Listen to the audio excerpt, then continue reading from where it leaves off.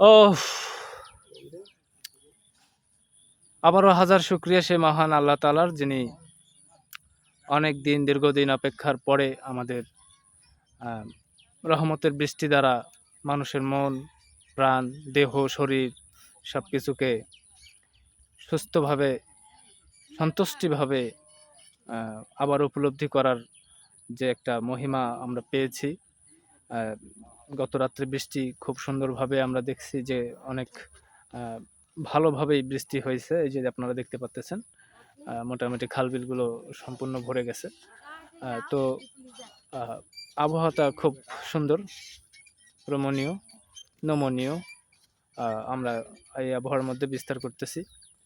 আর বিশেষ করে ভালো লাগতেছে আরেকটা কারণে, সেটা হচ্ছে যে সামনে আমাদের একটা আ বড় মুসলিমদের জন্য একটা বড় অনুষ্ঠান, বা ধর্মীয় অনুষ্ঠান, কোরবানি ঈদ, ঈদুল আজহা আমরা উদযাপন করব। আশা করি এই ওয়েদারটা যদি বিরাজমান থাকে, মানুষ স্বস্তিতে তাদের ঈদটাকে উপভোগ করতে পারবে, আনন্দ করতে পারবে।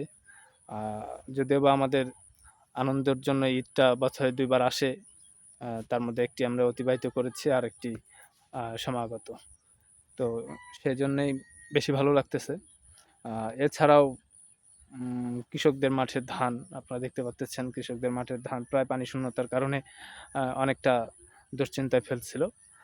সেটিরও নিরসন হয়েছে এবং আমরা এটাও আশা করি যে এবার ধানের ফলন মোটামুটি ভালো হয়েছে এবং আ কৃষকদেরও মোটামুটি সন্তুষ্টি তারা প্রকাশ করেছে যে ফসল ভালো হয়েছে। তো সবকিছু মিলায় আমরা খুব ভালোই আনন্দিত। আশা করি আপনারাও আ সেটি উপভোগ করতেছেন।